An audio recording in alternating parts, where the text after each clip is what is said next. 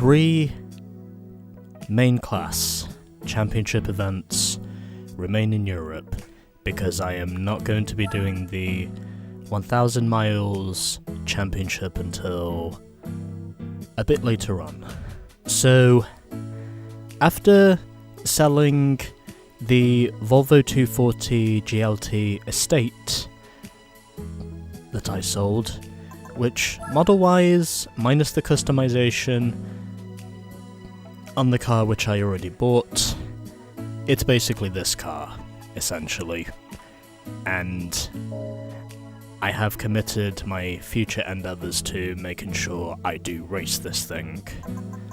So, I think what we're going to do next is we're going to do the Pan-Euro Championship, because that is technically a license below both the British GT Series and also the DTM Championship, which we'll probably be doing next.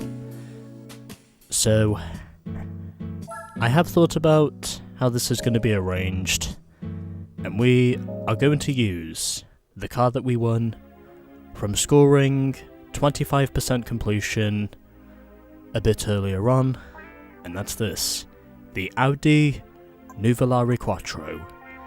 And I think in terms of tuning, we probably don't need anything because, well, this is one of the best cars we can use for this event, and that's what we're going to do. So 12 grand again, like the previous championship, and where if we win everything, then we'll get a maximum of 105,000 credits, and that will probably bring us one step closer to reaching... one step closer to reaching 1 million credits. So it's a 5-race championship once again, as we're heading to Opera Paris, Grand Valley, Le Mans, then we've got Monaco, and to end this off we have got the Nürburgring. So, without further ado, let's begin. Also, don't let that thumbnail shot deceive you. I can assure you the cars we are going up against are much more powerful than those hot hatches in that thumbnail screen, because we're actually going up against supercars here. I figured I'd just get that point across. But anyway, here we go. These are the cars we're actually up against. And ironically, all of the cars we're up against are British cars, because we've got one Aston Martin, one Lotus, one Jaguar, and 2 TVRs.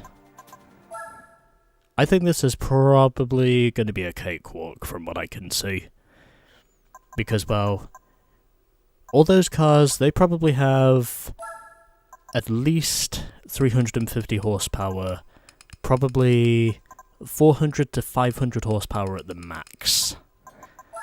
So I'm convinced in saying this will probably just be a walk in the park, for me personally, because I clearly have the best car here. So, let's go and begin what will probably be a cakewalk. Okay, maybe not a cakewalk, but either way, it'll still be relatively easy because, well, I do have one of the best cars I can use for this championship in my garage.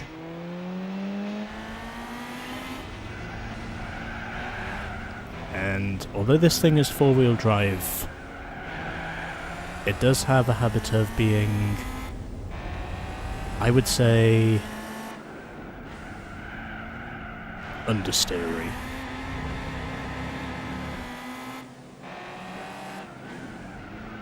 Even though this car does claim to be 4-wheel drive.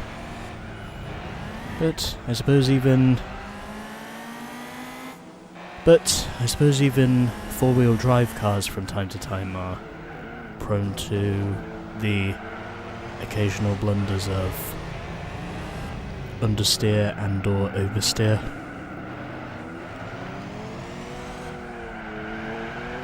And now, trying to see if I can clear the XJ220 in front of me. Probably the most powerful car I will have to compete against here. And I am in the middle of a pack. And I'm having a really hard time trying to get out of the pack. Until I manage to squeeze out of the pack myself. And still hitting the back of the Lotus, but I think we should be okay with this. I don't think this is going to be too hard to pull off, as the Lotus had a moment of oversteer there, but I was able to stay out of his way until that happened, and now I'm being bullied. But at the very least I get bullied up to the front by the Jaguar. Or should I say, for my American viewers, the Jaguar.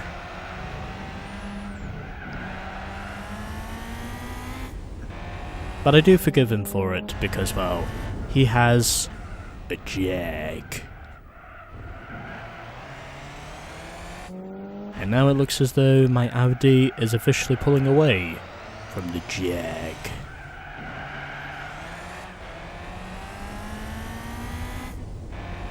This is technically the best choice of car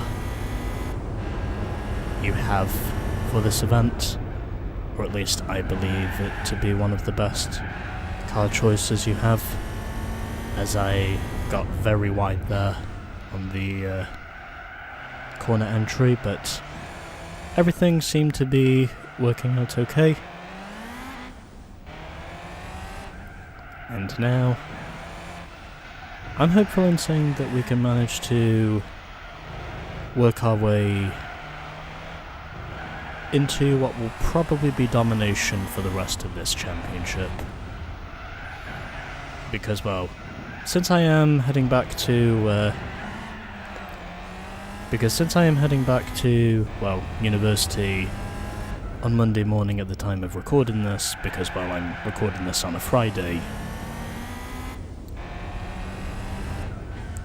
I'm probably not going to get as much time to get through the rest of these events as I would like, but either way, I do more or less have to pretty much coalesce with the ever-changing environment around me, because, well, like many other gamers on YouTube, we do have lives outside of what you may think we do. And whilst I may not be an established member of the YouTube community just yet, I may not be able to speak for everyone, but I can speak for a certain minority who do have to think about probably their family matters, as well as, ironically, their out and about matters, as much as anything else.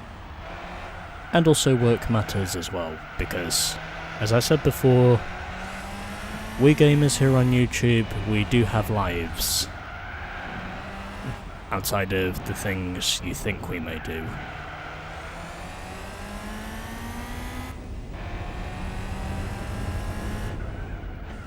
Plus, I am also someone who is trying to basically do exercise as much as he can. And at this time, he more or less seems to be doing that. So I'm 7 seconds clear of the Jag for now, because I'm pretty certain in saying this is probably going to be easy for the most part. Because, well, as I said before, this is pretty much a battle of Britain versus Germany. And I'm convinced in saying that because I'm using an Audi, this will probably be an easy win, from what I can see. Even though, in this regard at least, I'm technically well, I guess you could say a Brit who is representing the Germans, because I'm driving an Audi.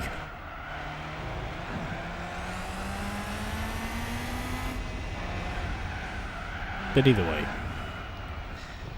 still have 2 laps to go. Getting loose in some of these corners, that probably comes with the tyre wear, but either way, I'd say we're doing okay at this time. I've pretty much become adjusted to everything I need to become adjusted to. And it looks as though this championship is going to be relatively easy for me to get the clean sweep in. The way I see things. Because as I said before, well, the Audi Nuvolari Quattro, it basically is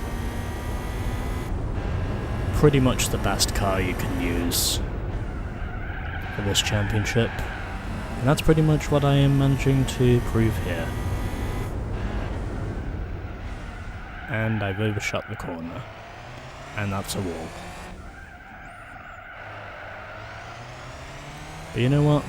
I think we should be okay here. As I'm pretty sure my lead is now increasing by a pretty much substantial amount to say that this is pretty much going to be easy enough for me to pull off. And now with just 1 lap to go, I have a 12-second lead over the Jag.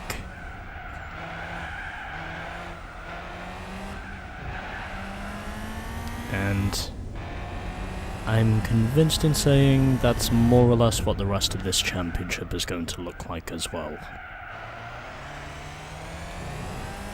From everything I have seen so far.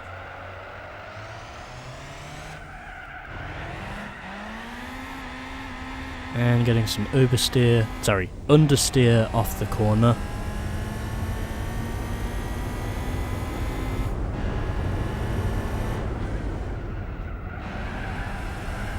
And now heading down this backstretch.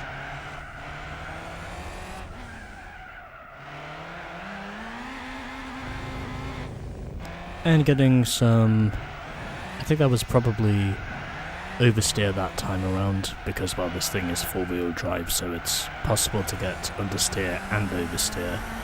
And that's a wall. And I just missed out on beating my previous best lap.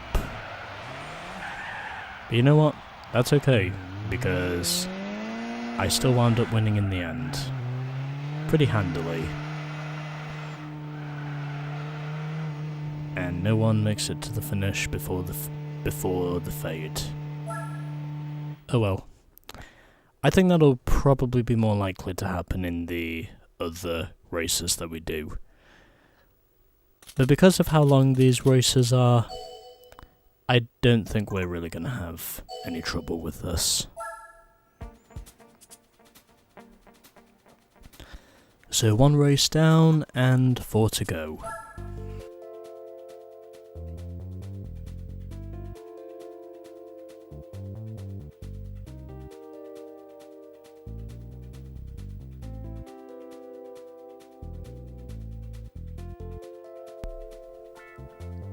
Alrighty then, so it's time now for race 2 at Grand Valley Speedway.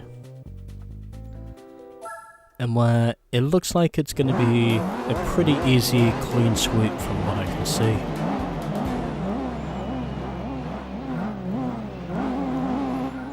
And getting some wheel spin off the launch. And now getting past the Aston Martin Vantage. And now of the inside of the TVR Griffith, who does try to shut the door on me, but he's not going to get there. And now trying to see if I can get past the Tuscan Speed 6, who was trying to get past the XJ220, but he's unsuccessful in passing the Jaguar. I should also mention that Jaguar is purple, and I mean deep purple. And yes, I do of course refer to that deep purple, because I'm pretty sure that's what that colour is. I'd have to go and check in the Legendary dealership at Jaguar to be sure, but it certainly looks like it. As I now clear the Lotus on the inside, and it's looking more and more like, as soon as I get past him, well, this is more or less going to be an easy win for me, from what I can... Okay. My car is still under my control. That was almost catastrophic there for a moment. I have noticed this car is still prone to getting loose, even though it says it's four-wheel drive. And the Lotus bops me again, and I get forced into the tyres. But it's fine because, well, I still have a long way to go in this race, and also plenty of time to make up for my mistakes as well.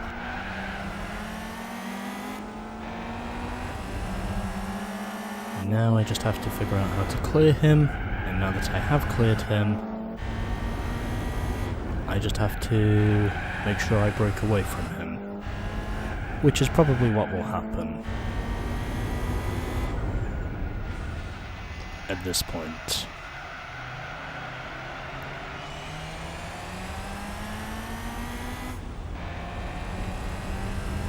So, through Sector 1, I am 1.8 seconds up on the Lotus Esprit, who is currently running up front,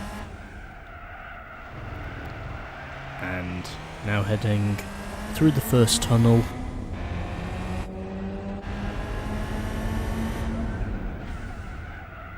And at this point,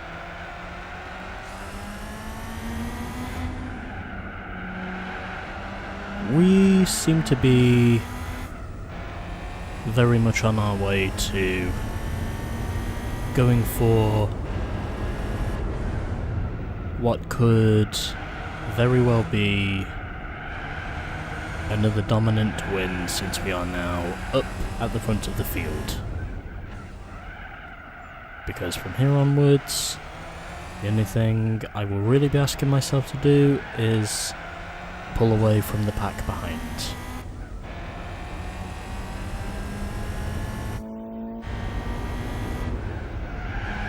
And as ever, well, the TVR Griffith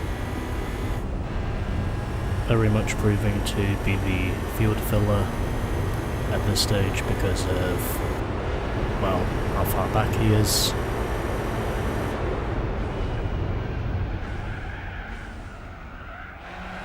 And almost getting caught out there by the gravel, but able to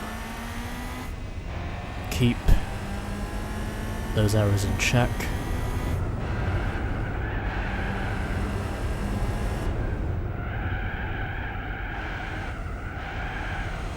Even though I am slipping and sliding my way through this course in this car. But I'm still finding ways to limit my errors, and at the moment, well, they seem to be working. as I am now already 7.4 seconds clear of the Lotus Esprit Sport 350, who is currently running in second.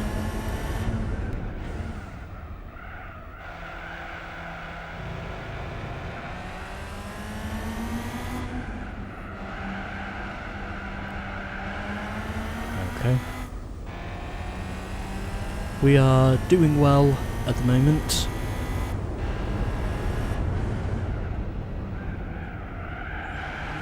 As I now head through the third tunnel, and I am 9 seconds up on the Lotus Esprit Sport 350.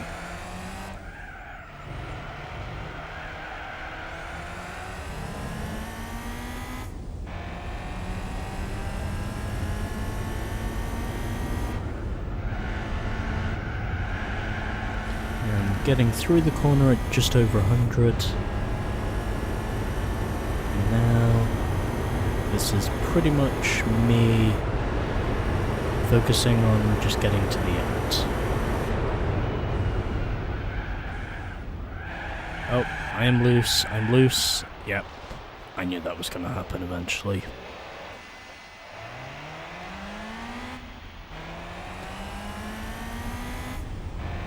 Well, good thing I already set the lap before the error happened. Oh no, it's happening again. Oh crap, okay. I think we just got away with that one.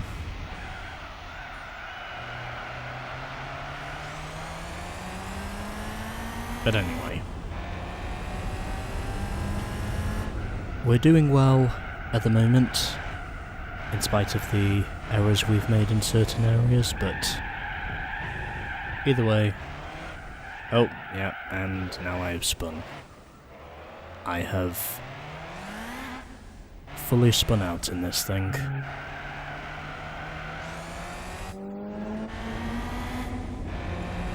Well, I think that pretty much guarantees that at least some of the field will probably wind up finishing this race from what I can see.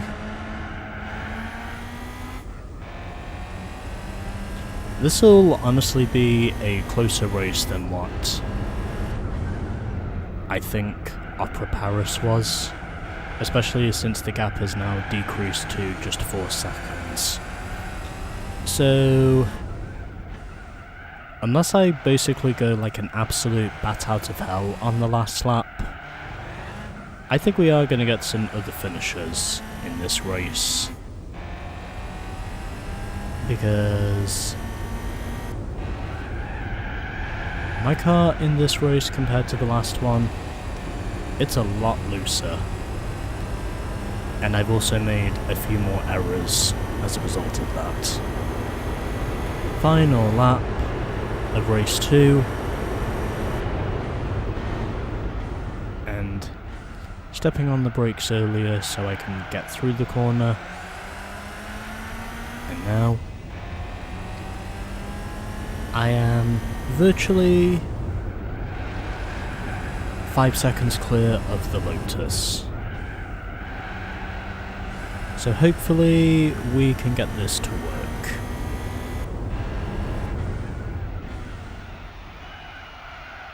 And I can manage to put together a more complimentary lap compared to the screw-ups I had on the previous lap. Regardless of how loose the car gets. Although you talk about loose, the AI, judging by where those cones are positioned, I would say they're probably having just about as many problems here as I am. When it comes to car control, because I've noticed there is a lot of cones lying in the middle of the road there. I'm going to assume the AI must be having similar problems to me, so that's the only logical excuse I can think of as to why they're still behind me. But at least we know this race is going to be closer than the last one was.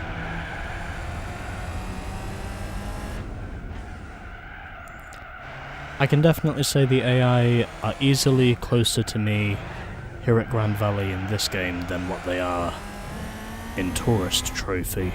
I know that's for goddamn sure.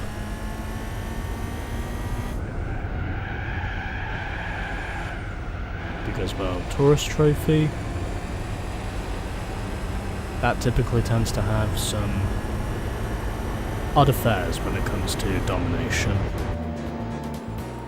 But then again, in spite of my struggles, I still managed to win with a time of 10 minutes and 46 seconds. Winning by less than 6 seconds over the Lotus Esprit. Oh, it's the Aston Martin Vantage that was all the way at the back. Okay, I understand now. So these are your point standings now after 2 races. I am double the points of both the Jag and the Lotus Esprit Sport 350. Then we have the 2 TVRs, and at the back is the Aston.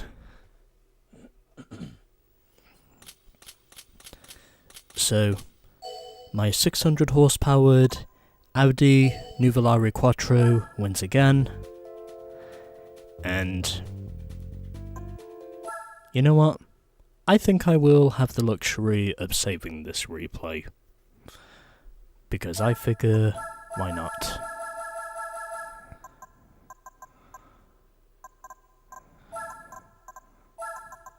Because since I have not saved a replay at Grand Valley for a bit, I figured this might as well be the one.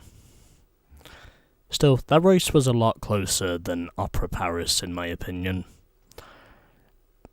Because I clearly dominated that race once I took the lead. But this one, not so much.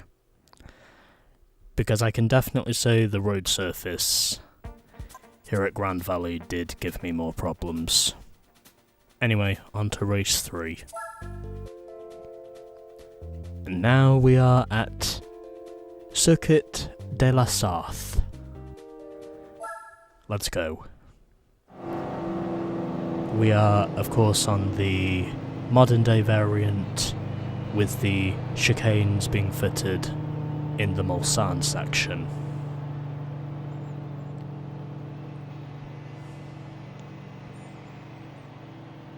So we're basically doing the modern day layout of Le Mans, basically.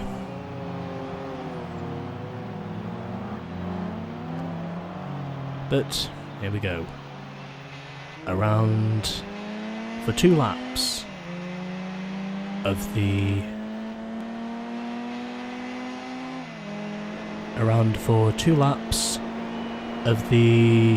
circuit of 24 hours, and now I have spun. All because my car got caught up in the gravel.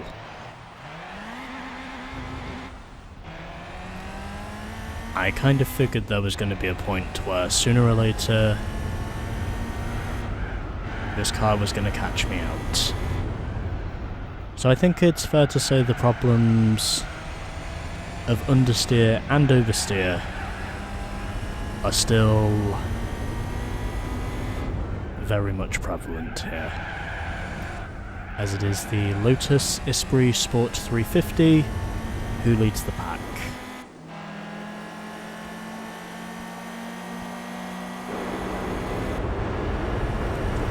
And now I just have to hope I can keep my car on track without braking.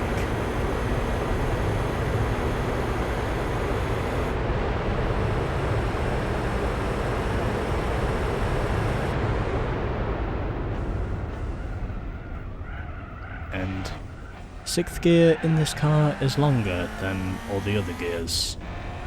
Well, longer than I thought it was going to be. And now it's the Jag who takes over second. So the Jaguar XJ220 now takes over the lead with his superior speed. I have a feeling the Lotus finished second last time around because he had superior grip. I'm going to assume that's what made him the benefactor at Grand Valley. But here at Le Mans, it's very much about speed above most things. And well, because these are public highway roads most of the time, that's partly the reason, of course, why the track surface is pretty bumpy. Did I just get bumped from behind? Something tells me I did. I'm pretty sure I got bumped from behind in that instance, from what I could feel, because I don't think I did enough to touch the TVR, so someone else must have touched me. I don't know who, but someone definitely touched me from behind, and that was what caused me to get loose. So I think it's fair to say the bumpy road surface here at Le Mans is probably giving me a few more things to figure out, but I will get there, because I'm strongly convinced in saying I can get this thing to work once I can really get my pace set up correctly. Plus, the pack isn't really that separated from one another.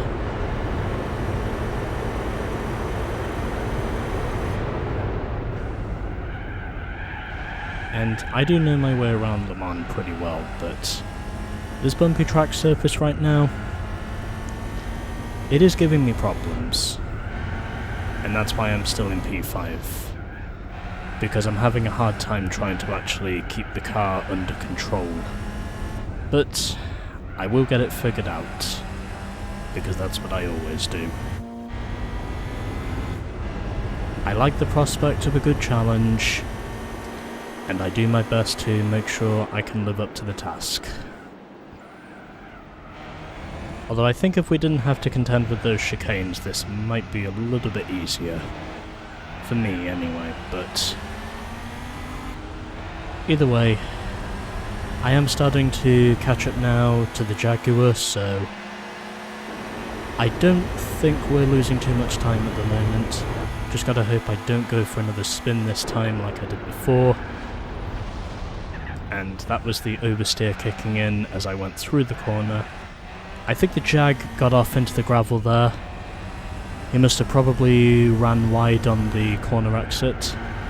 A lot like what I saw with, I think it was the Hummel last time I saw that, where he basically just ran wide and basically got caught out by the oversteer, and that was what forced him, as well as a few other opponents, into a spin.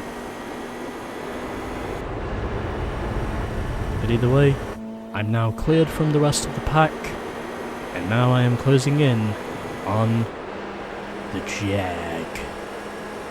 And in the slipstream, can I hit 200 before we get to the end? Yes, I can. I think I hit 202 as we got up to the first chicane.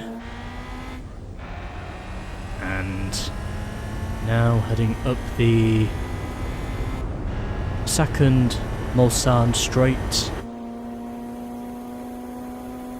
and it looks as though I have pretty much managed to get first position in my staying power, and on the brakes early so I don't get forced into any oversteer, and through the second chicane we go without any issues.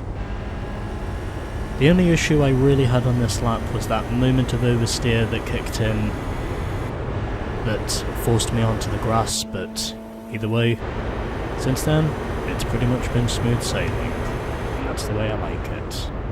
So on the brakes early again because, well, I want to make sure I get this right. I've made it through the right-hander with no issues, And the Jag is now right behind me, so this is going to be, I would call, a titanic battle for the finish of this race. This will probably wind up being the closest of them all, from what I can see.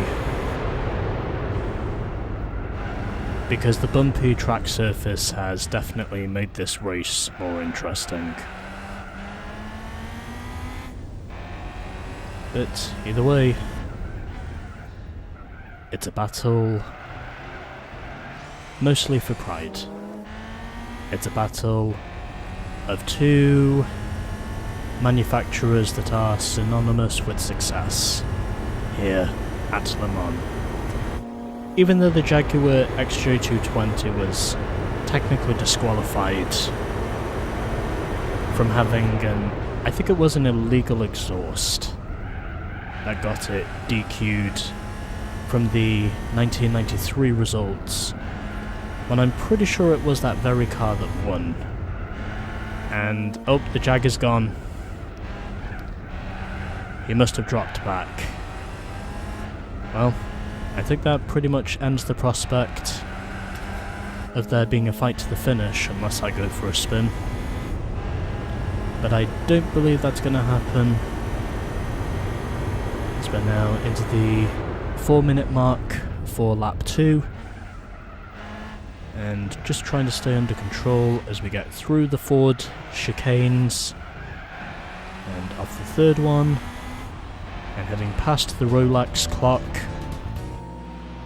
And we have now scored a hat-trick. And the two TVRs have passed the Lotus for P3 and 4.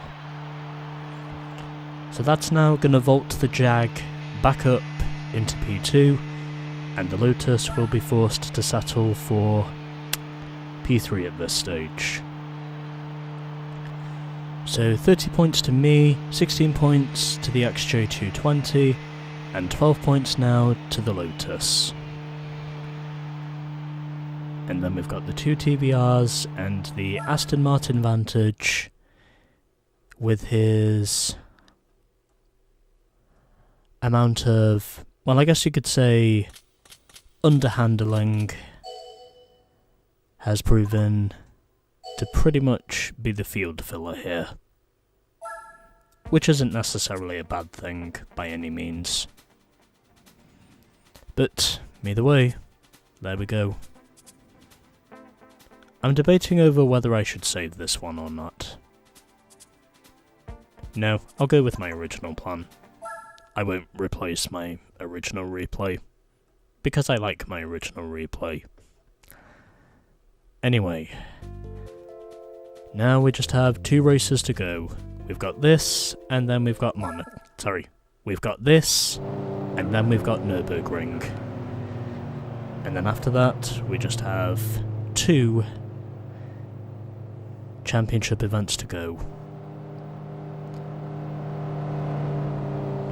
Because, well, the 1,000 miles championship, that's not going to be happening for a bit. And that's why I say 3. I will get down to doing the 1,000 miles championship eventually, but there is a few other events we need to do first, before we get down to that. But it will come up sooner or later, I do promise you.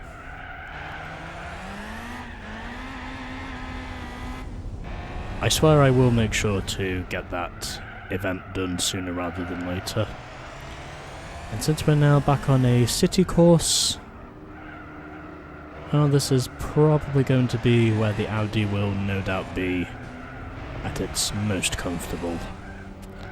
Because we're back on nice smooth roads, and we're here at Monaco again. Which has typically proven to be a benefactor for the player more than it has been for the AI. Excuse me, sir. Thank you.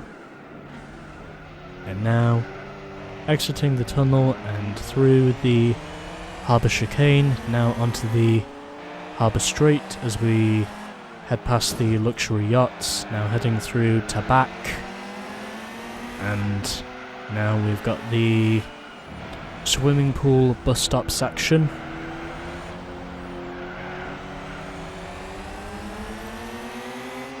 The Monaco layout for the last 50 years or so has remained vastly unchanged, but of course, like every other city track or racetrack that's been around for, well, pretty much a century now, with this one in particular, even though the racing here at Monaco wouldn't start until 1929. And I do believe it did of course create many Grand Prix legends over the years. The most notable of those here at Monaco being of course Ayrton Senna, who won here 6 times. And of course there was also Mr. Monaco himself, Graham Hill, who ironically started and ended his F1 career here at Monaco. And I'm feeling an itch on the left side of my nose, which I really feel like I need to scratch because it's really annoying me at the moment. Anyway, through the harbour chicane, I think the itch on my nose has now just disappeared. And it looks as though this is going to be where the Audi will no doubt be at its absolute best, as I now have a less than 2-second lead over the Lotus. I went through 2 bumpy races. I have a feeling the Nürburgring is also going to be a bumpy race. Unfortunately, however, we have got plenty of time to catch up to the rest of the field in that race, because the Nürburgring will not be 1 lap long, but I think it will be 2 laps long. So that will technically give me plenty of time. I think it's 2 laps. It could just be 1 lap, but, well, I digress. So, 4.4 second lead now over the Lotus, who has the superior grip over the Jag here at Monaco, because it is usually so hard to pass here most of the time. And the understeer just kicked in, as it was not allowing me to steer my car through the tunnel as I normally would.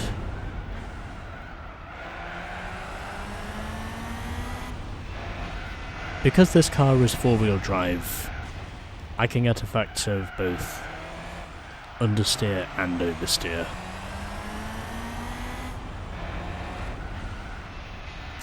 And yes, I can assure you it is very easy to get into the wall here at Monaco.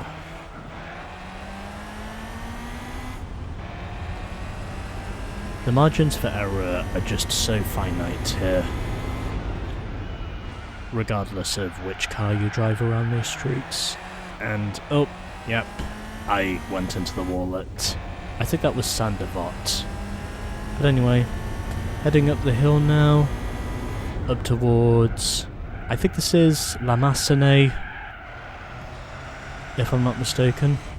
And now down into Casino Square for the 4th time, and now approaching Mirabeau. And here comes the Lowe's hairpin. And 9.2 seconds is now the gap. Monaco in most areas has remained vastly unchanged as we get through Portier and now through the tunnel. I know most of the corner names around here at Monaco because I have driven probably hundreds of laps around Monaco in racing games. Mainly the GT games, not the F1 games if you're asking. So through to back, and I get into the wall again. I can definitely say the understeer is kicking in through some of these corners. And now heading through La Rascasse for the 4th time. And now we get onto the bus stop straight for the 4th time. And now through Saint-Devote another time. Or Saint-Devote, I should say. And heading up the hill once again. And now heading through La Massonnet and into Casino Square now for the 5th time. And now down towards Mirabeau once again. And down the hill into the Lowe's hairpin. I am very much on an absolute tear here at the moment as we get through Portier and now through the tunnel once again.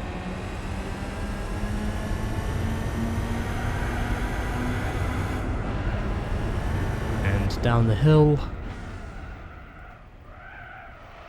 we had once again I think that was the oversteer kicking in that time. Although I have noticed a lot more understeer than I have oversteer. You would be amazed on how easy it is to get into the walls here at Monaco. Except for saying, of course, that in the F1 games and also, well, in real life I should add.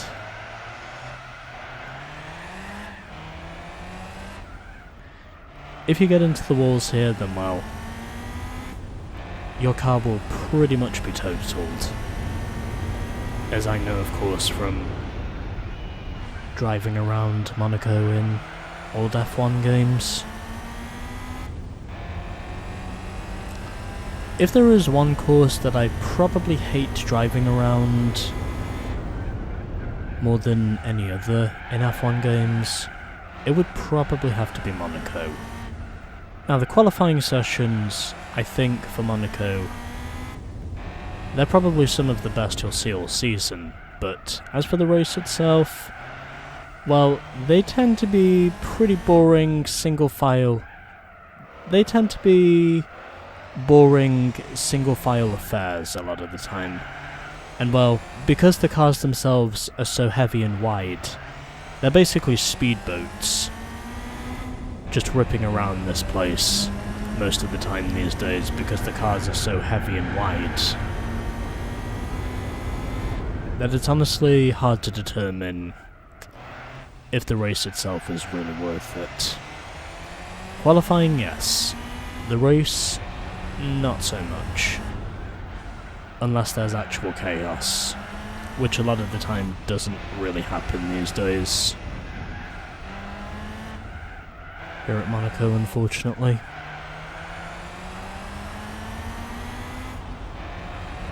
But yeah, as I said before, Monaco does tend to have some pretty boring single-file affairs, but it still serves its purpose, and that's why I think it's still on the calendar. Anyway, easy win, and as I would have expected, domination over the rest of the field, as the Lotus scores another P3. So, that is now 4 races down, and as we are 50 minutes into this video now, the championship is virtually a guaranteed lock-up at this point. And I'm pretty certain in saying that the positions are pretty much decided. unless you account for the Tuscan and also the Griffith, who are tied for 4th in the standings. But anyway, 12,000 credits. And now we just have one race to go at the Green Hell. Let's go. So here we are, my dudes. Hey, I was right. It is 2 laps. 2 laps of the Nürburgring. Is this going to be a dominant affair?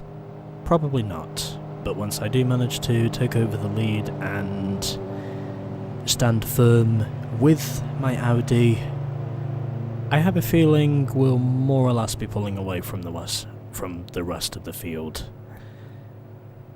The Nürburgring, of course, is narrow, so the margins for error here are practically so finite that you've got to be very meticulous through some of these corners.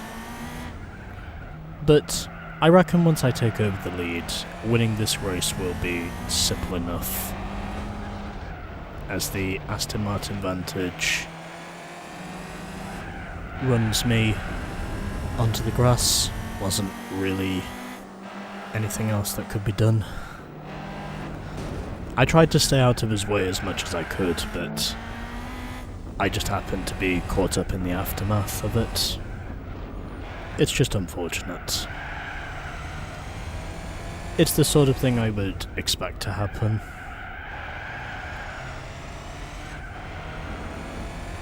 On a track that's as big as the Nürburgring. Although I honestly would argue this course is about as punishing as Mount Panorama if you get it wrong. As I said before. And I can certainly say for sure that even with the hundreds of laps I have driven around Nürburgring Nordschleife, they by no means whatsoever get any easier. This is still one of the fucking hardest tracks you will physically ever drive in any racing game. Even if you have done hundreds, if not thousands of laps around this joint. And I have certainly done enough laps around here to know what I've driven at least hundreds. And I know that it by no means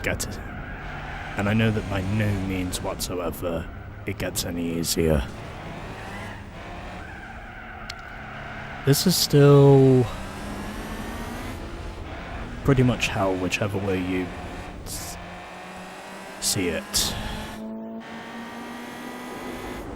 I really thought for sure I was going to clear that TVR, but he just threw the block on me. Also doesn't help to say that with a bumpy road surface my car is very loose. I'm going to have to force him out the way. Force my way down the inside. Basically force him to move, which is what I did there. Honestly, my car is very loose right now that the possibility of me not making contact with the AI, it's almost impossible. Because that's just how loose my car is without traction control. And, well, because this thing is 4-wheel drive, that's why I chose to turn the traction control off. But it certainly doesn't feel like it's 4-wheel drive when it comes to bumpy road surfaces like this one. Because the bumps around here are almost never ending at high speed. And up the inside of the TVR, I do manage to get past him pretty cleverly that time, as I got my car hooked on the inside and basically forced him out wide through a corner where we didn't have to brake. And now I'm trying to clear the Jaguar, who forces me onto the curb, but that's okay because we're both still on the track.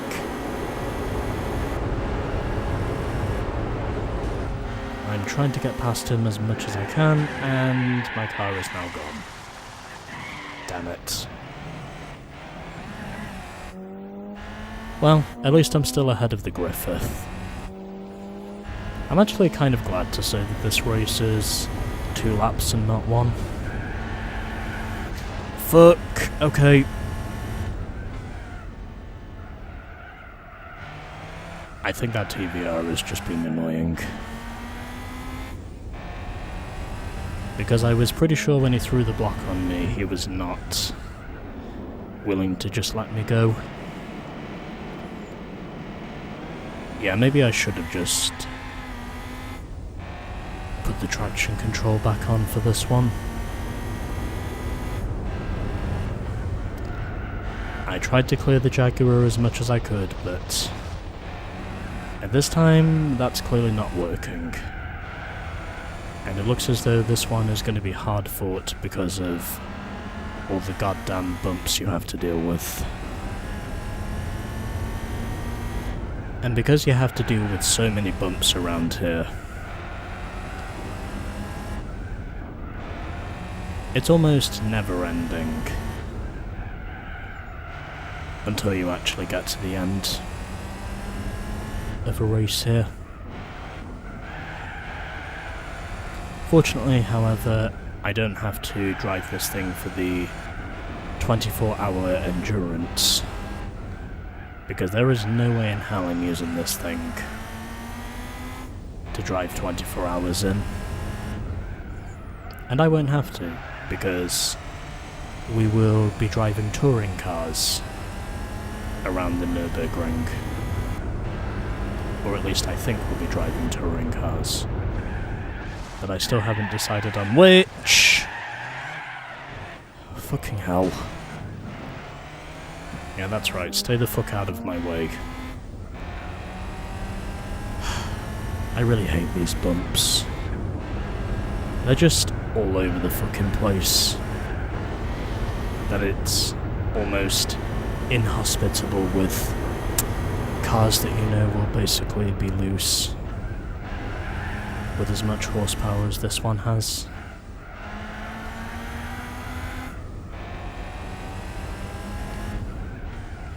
Sometimes you almost wonder if at high speed...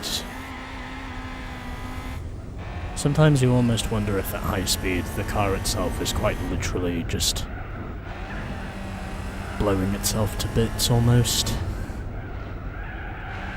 Personally, I often hope for that to not be the case, but since this race is 2 laps long, I do have time to make up for my prior mistakes. But whether or not I do that is another question entirely.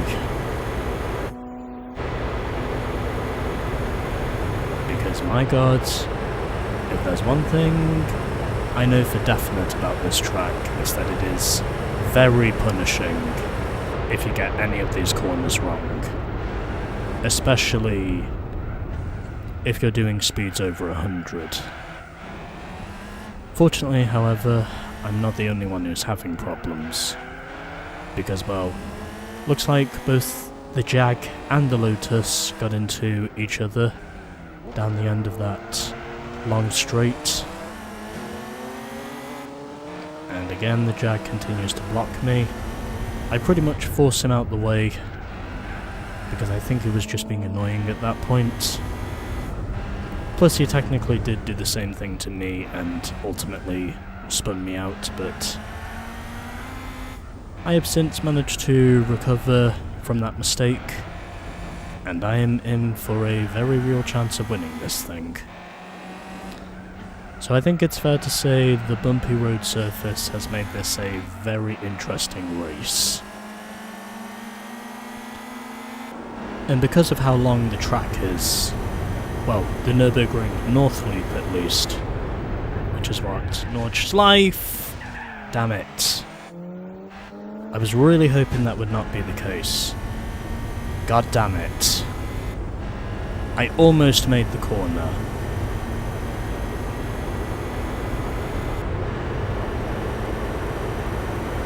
If you want to know my drive in this track never by any means gets any easier, then that's pretty much the proof you need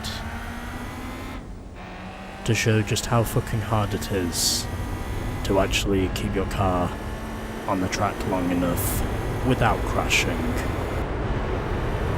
And I can certainly say that, well, to get it right, it does take plenty of luck.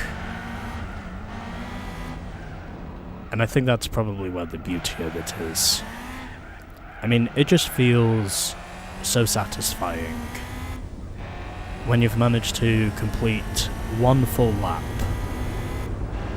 of this track, and you've managed to somehow do it without crashing and burning, figuratively, and also historically, then you will of course know that there's a real sense of beauty behind driving around this place. If you can manage to keep your stuff together. And this place will not make it look like you have shit the bed hundreds of times before. When you manage to put in a relatively clean lap. But still, the Nürburgring North Loop, it never gets any easier to drive. And especially with a very loose and oftentimes unstable Audi Nuvolari Quattro, over these bumps, well, it's fair to say you do need plenty of experience in order to take this sort of risk. Sorry, my throat was almost cutting out there. Okay, gotta time this right. No, damn it.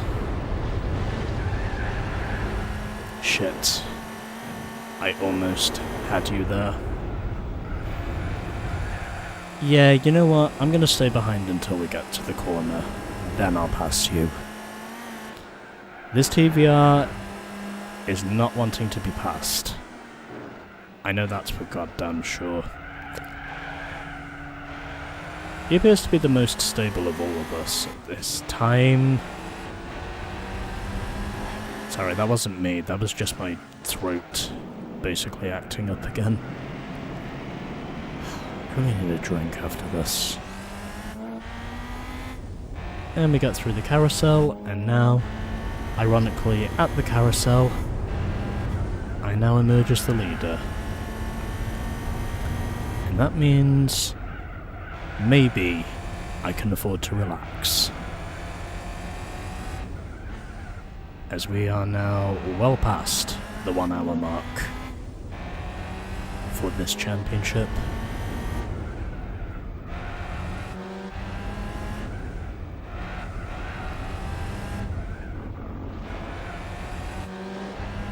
He's going to try and get past me, but I'm basically going to do the same thing he did to me and not let him, or try not to let him.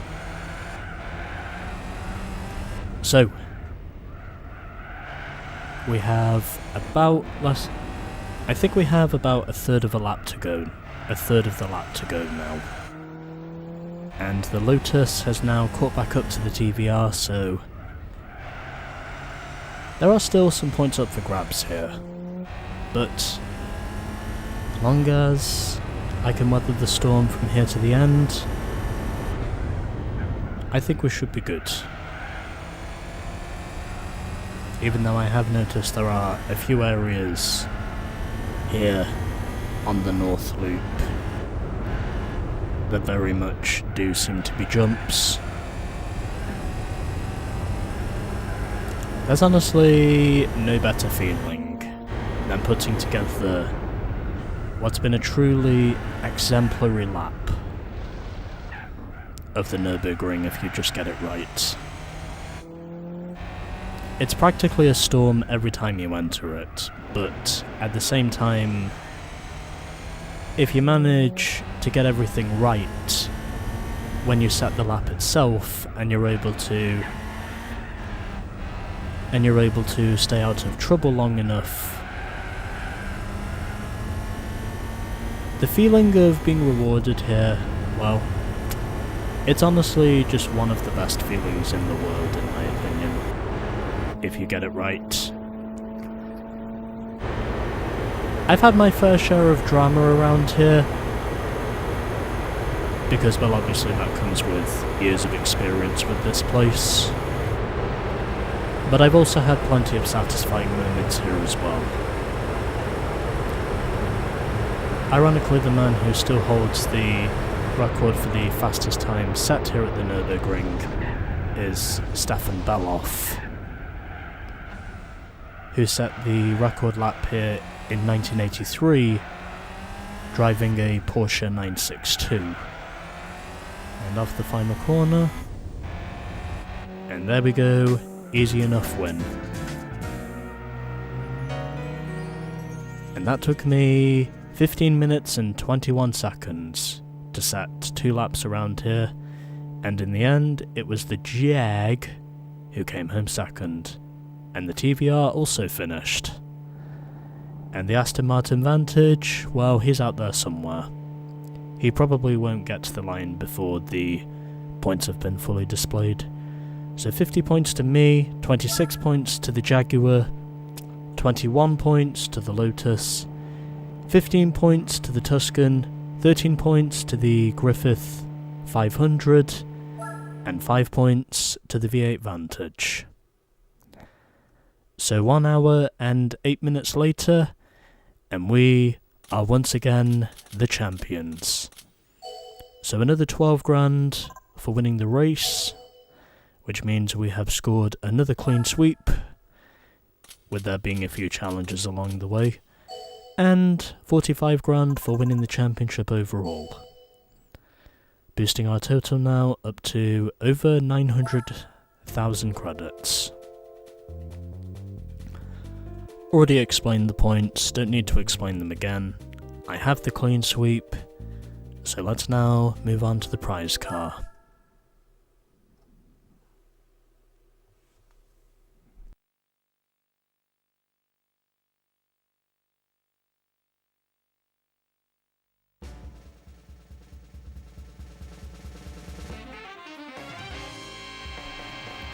Oh yeah. We won ourselves a Jag. The Jaguar XJ220 LM race car. We got Jags all around.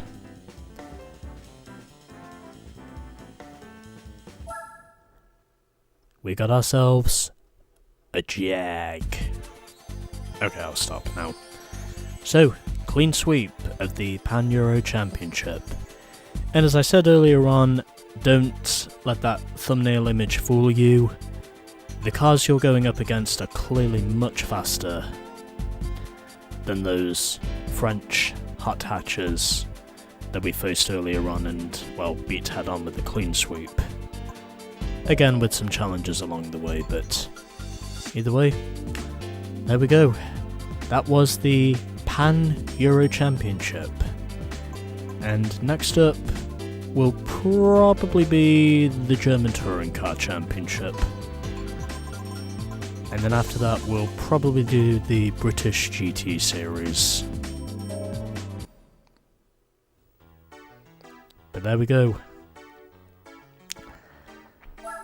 Another championship is done. And I just want to check something from the late 90s. Just to check and see if there's a Lotus available in the dealership. Is there one available? There's not anymore. Oh well. Well, the Renault Megane is available, so I might consider putting that up for consideration if I want to. Well, technically, these are made from 96 to 2002, but whatever, it's fine. Anyways, 39.3% complete, as our status now moves up to 85.4%, and we've now driven nearly 1100 miles. So, let's go and check out our Jag, as we've now driven 49 different cars. That's not bad. Even though 3 of these I technically used for grinding purposes. Here it is. The Jaguar XJ220 race car. And we can sell this thing for 318 grand if we really wanted to. Obviously not going to do that because, well, it's a Jag. And like many other people, I love my Jags. Even though I haven't decided over whether or not I should use this thing yet. But I'll get something figured out. I always do. So, 2 championships remain in the European events. As I said before, the 1000 miles championship will not be coming for a while. But anyway, next time on Gran Turismo 4, German Touring Car Championship.